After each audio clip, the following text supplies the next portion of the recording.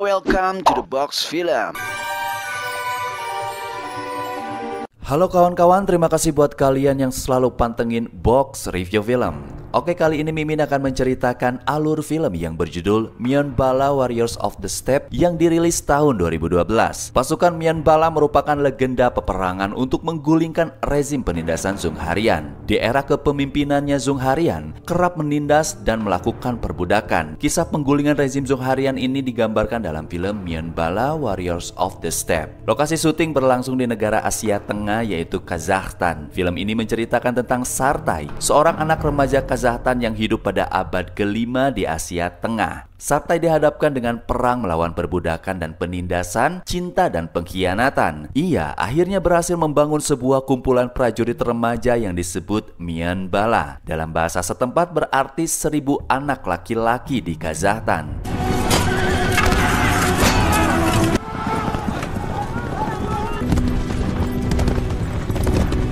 Kekuatan perang Eropa telah pecah. Perang melawan Spanyol melahirkan perang Utara Raya, sedangkan Timur Tengah yang selama 200 tahun di bawah penindasan Kekaisaran Ottoman mulai bangkit. Gejolak peperangan itu juga meliputi Asia Tengah. Dalam situasi itu, suku Dzungar mengambil keuntungan dari peperangan dalam negeri dengan menduduki tanah Kazakhstan dan menghancurkan semua desa yang mereka temui.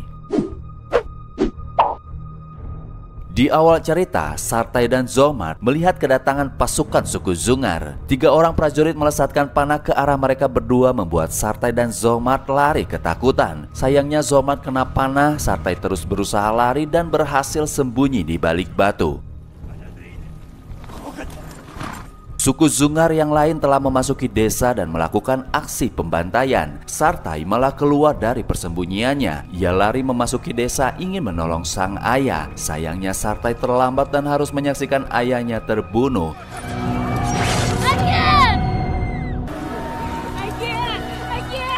Lalu ia pun melihat giliran sang ibu dihabisi prajurit.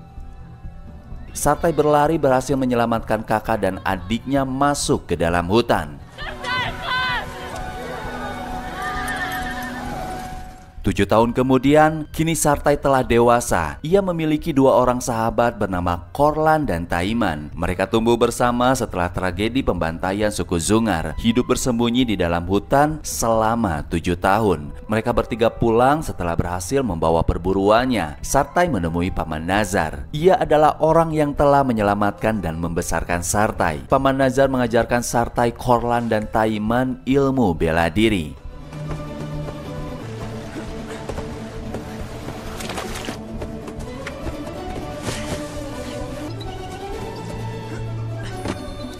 Mereka pun dilarang pergi jauh meninggalkan kawasan persembunyian karena belum saatnya berhadapan langsung dengan suku Dzungar. Namun esok harinya, Taiman mengajak Sartai dan Korlan lomba balap kuda ke kawasan padang rumput.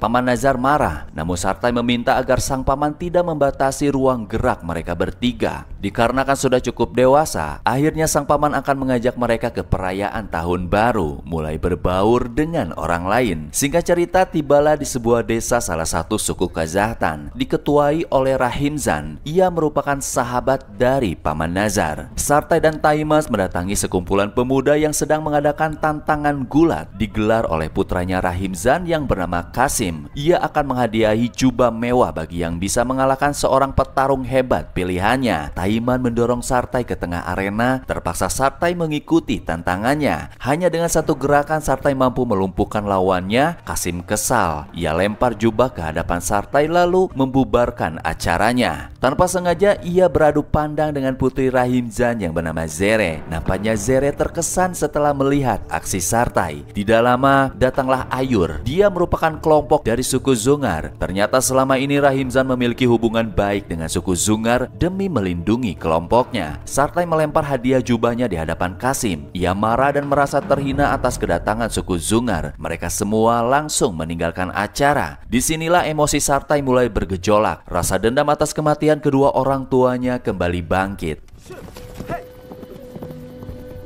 Ternyata sepulang dari perayaan tahun baru, Taimas berterus terang di hadapan Korlan bahwa ia dan Sartai secara diam-diam telah membunuh 2 orang dari suku Dzungar di area padang rumput. Mereka telah memutuskan akan melakukan aksi balas dendam tanpa sepengetahuan Paman Nazar. Dijalankanlah misi pertama memburu para Zungar.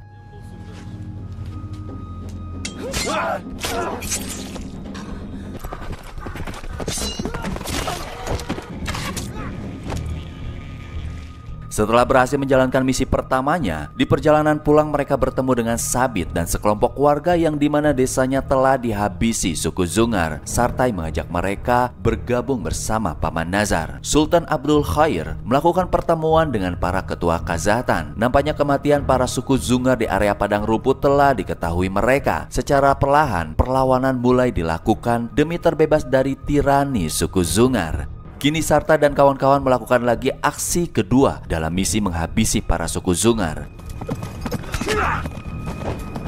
Kali ini Sabit dimasukkan ke dalam anggota baru mereka. Setelah berhasil dihabisi, mereka mencuri kuda-kudanya dibawa menuju tebing demi menghilangkan jejak. Setelah sampai di area tebing, mereka dikepung oleh salah satu kelompok. Datanglah ketua mereka yang bernama Boribai. Ternyata Boribai pun sama-sama sedang memburu prajurit Zungar. Awalnya Sartai diajak bergabung ke dalam kelompok Boribai. Namun Taimas menolak dan ia ingin berjuang dengan caranya sendiri. Hingga akhirnya mereka bersepakat menukar sebagian kuda dengan senjata yang dimiliki.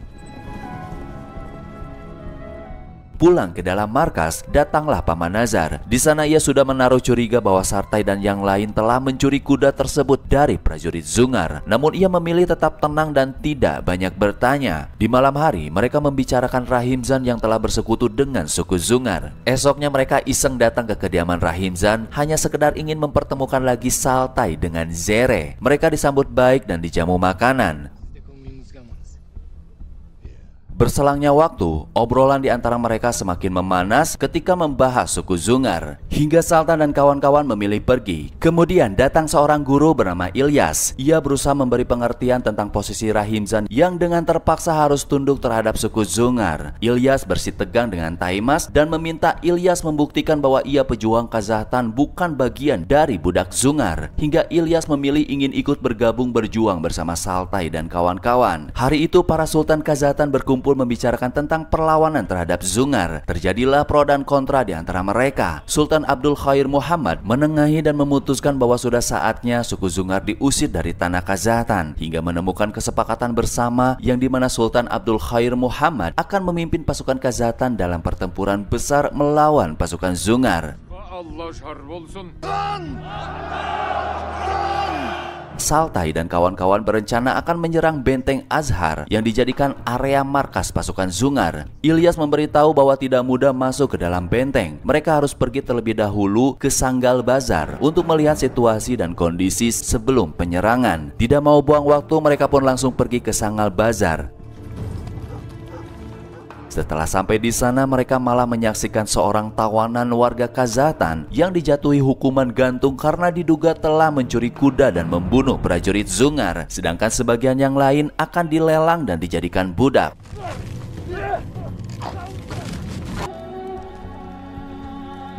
Sartai mendekati Hasan dan Husain, mengajaknya kerjasama demi kebebasan mereka. Ia memberi tawanan beberapa pisau untuk menusuk para penjaga di saat Sartai mulai menyerang. Esoknya rombongan Zungar yang dipimpin Ayur, seorang anak dari komandan tertinggi Panglima Zonan, membawa para budak Kazahtan menuju benteng Azhar. Di tengah jalan, Sartai dan kawan-kawan mengepungnya. Di sana Sartai ingin mengajak Ayur one by one. Terjadilah pertarungan di antara mereka.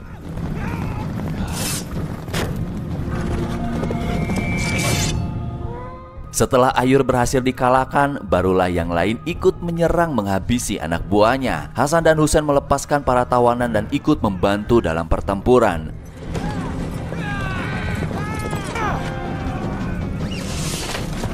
Dua orang dibiarkan kabur atas perintah Sartai. Lalu satu orang prajurit diinterogasi Ilyas mengenai surat yang ia bawa. Si prajurit memohon dibebaskan setelah memberikan informasi, namun Taimas tidak setuju dan nyaris membunuhnya. Sartai mencegah Taimas. Di sanalah mulai terjadi pergesekan di antara mereka berdua. Taimas menganggap Sartai mulai sok jadi pemimpin. Di perjalanan pulang, Taimas memilih memisahkan diri dari rombongan, membuat Sartai tidak enak hati. Setelah itu, ayahnya Ayur Panglima Jonan mengutus seorang komandan untuk mendatangi Rahimzan, menanyakan keberadaan Sartai. Dikarenakan Rahimzan tidak mengetahui tempat tinggalnya, si pasukan pergi penuh dengan dendam dan sekaligus menjadi pertanda buruk bagi Rahimzan beserta rakyatnya. Dari kejauhan, Sartai dan kawan-kawan sedang memantau benteng Akzar. Nampaknya itu akan menjadi medan paling sulit. Mereka membutuhkan pasukan lebih banyak lagi dalam penyerangannya. Rahimzan mendapatkan undangan dari Panglima Zonan. Ternyata tujuan Panglima Zonan memanggil Rahimzan, ia diperintah agar membawakan kepala Sartai ke hadapannya demi menebus kematian putra satu-satunya. Di malam hari, Ilyas menyamar sebagai prajurit Zungar. Ia masuk menerobos benteng Akzar. Setelah berhasil masuk, ia berpura-pura telah diserang dengan membawa pesan dari Panglima Zonon. Ilyas dipersilakan istirahat namun tidak lepas dari pantauan mereka. Sebelum melakukan penyerangan, Sartai dan kawan-kawan harus menunggu kode dari Ilyas. Ilyas menyelinap masuk ke ruang Mesiu namun ketahuan penjaga. Ia lakukan perlawanan dan membakar gudang Mesiu sehingga menimbulkan ledakan besar. Semua pasukan bergegas masuk ke kawasan dan membantai prajurit yang masih hidup. Untungnya Ilyas masih selamat, ia langsung dibawa pergi dari sana.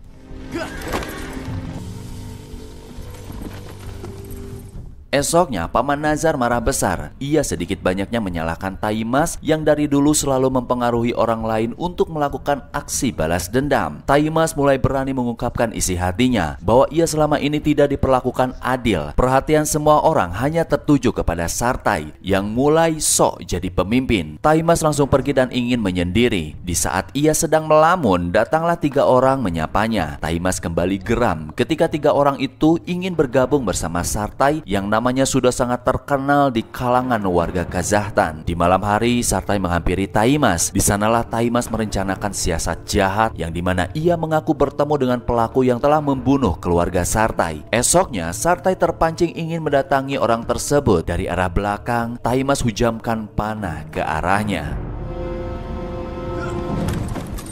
Tidak lama kemudian, tubuh Sartai ditemukan oleh Kasim. Taimas hanya membawa pulang kuda Sartai demi menutupi kejahatannya. Semua orang sangat terpukul setelah mendengar kabar tersebut. Ternyata Sartai masih hidup dan berusaha diobati oleh keluarga Rahimzan. Zere pun ikut merawat Sartai hingga ia tersadar. Setelah kehilangan Sartai, semuanya merasa bingung. Taimas menyatakan diri ingin memimpin mereka membantai suku Zungar tanpa ampun. Tidak lama, Paman Nazar datang mengajak semua orang untuk ikut membantu mencari Sartai. Mendengar itu, Taimas mulai berani berkata tidak sopan kepada Paman Nazar yang dulu telah merawatnya. Korlan marah dan mulai mencurigai Taimaslah dalang di balik hilangnya Sartai. Rahimzan telah mengambil keputusan besar untuk tidak mengorbankan nyawa Sartai demi keselamatan keluarga dan rakyatnya. Ia akan membawa semua orang meninggalkan desa mencari perlindungan dari serangan Zungar. Zere meminta agar Sartai ikut pergi bersamanya. Mengingat suku Zungar sedang memburu kepala Sartai, ia tidak ingin membahayakan semua orang.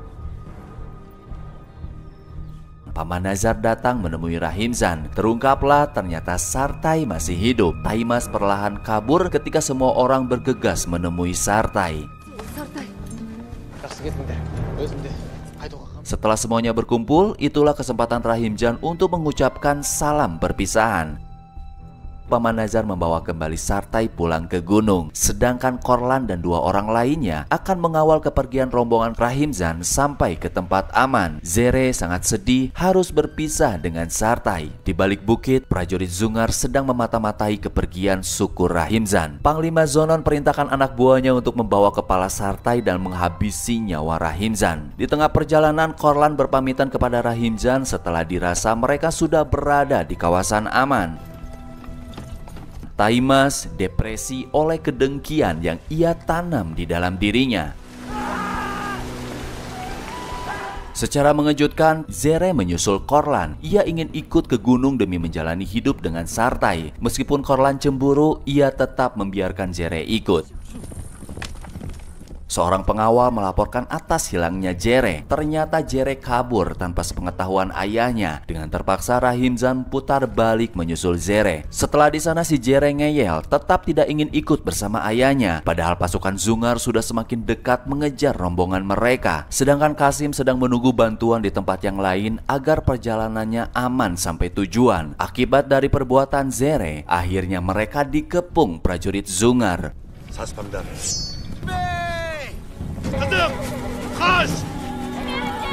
Untungnya Korlan datang berusaha menolong. Sayangnya Rahimzan keburu tewas. Lalu Korlan menyeret Jere untuk segera melarikan diri. Zungar tidak membiarkan mereka lolos. Dengan terpaksa Sabit dan satu orang anggota memilih menghalaunya. Dikarenakan kalah jumlah, mereka berdua akhirnya tewas. Di tengah pelarian, kuda yang ditunggangi Jere kelelahan. Korlan menukar kudanya agar Jere dapat menyelamatkan diri. Kini Korlan terkepung, namun ia tidak gentar terus melawan meskipun pada akhirnya ia pun harus tewas.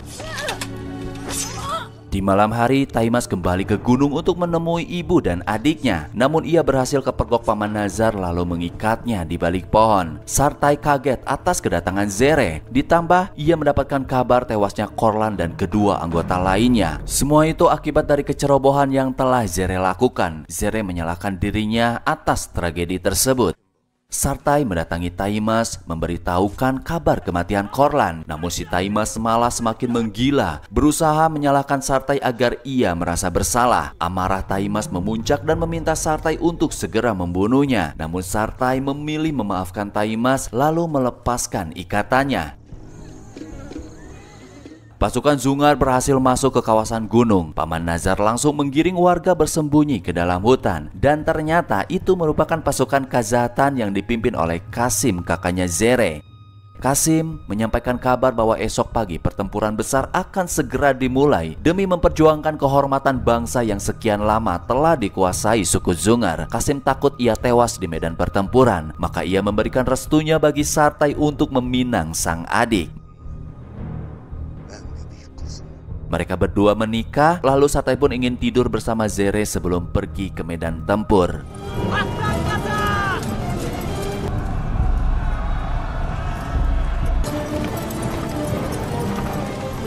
Semua pasukan mulai bergegas pergi. Setelah sampai di sana, nampaknya pasukan Khazatan kalah jumlah. Namun Sartai mengajak semuanya agar tidak gentar melawan mereka, langsung menerobos masuk ke medan pertempuran.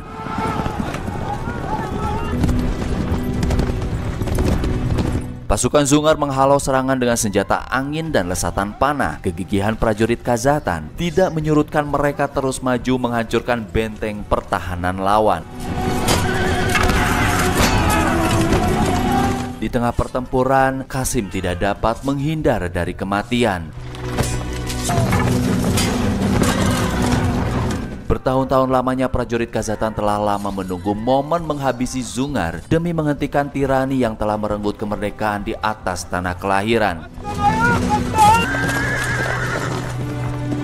Panglima Tinggi Zungar mendapatkan pesan dari prajurit bahwa para komandan telah banyak yang tewas. Pasukan yang dipimpin Sartai terus menerobos maju ke arah benteng pertahanan akhir dari lawan, yang dimana ingin merobohkan bendera Zungar. Si Panglima kini telah terdesak, lalu mengumumkan agar semua pasukan dipukul mundur dari medan karena Zungar telah diambang kekalahan. Si Panglima langsung kabur di saat pasukan Sartai sudah mulai semakin dekat. Nampaknya prajurit Zungar kesulitan melarikan diri dari serangan Khazatan. Seorang komandan melihat keberadaan Sartai, ia langsung maju memburu nyawanya. Nyaris kena tombak, Taimas datang menolong Sartai. Ia berusaha melawan si komandan, sayangnya Taimas berhasil dilumpuhkan. Di akhir hidupnya, Sartai menyaksikan kembali ketulusan Taimas. Sartai bangkit ingin merobohkan tiang bendera Zungar hingga ia dihujam panah. Setelah berhasil dirobohkan, giliran Sartai yang kini berada di ujung kematian. Ia sempat mengucapkan La ilaha illallah, lalu menghembuskan nafas terakhirnya. Pasukan Zungar serentak mundur dari medan pertempuran hingga kemenangan jatuh ke tangan Khazatan. Di akhir cerita, Paman Nazar sedang membuat pondok bagi Zere yang kini sedang mengandung bayi Sartai. Mereka sangat bahagia meskipun pada kenyataannya Sartai harus gugur dari medan pertempuran.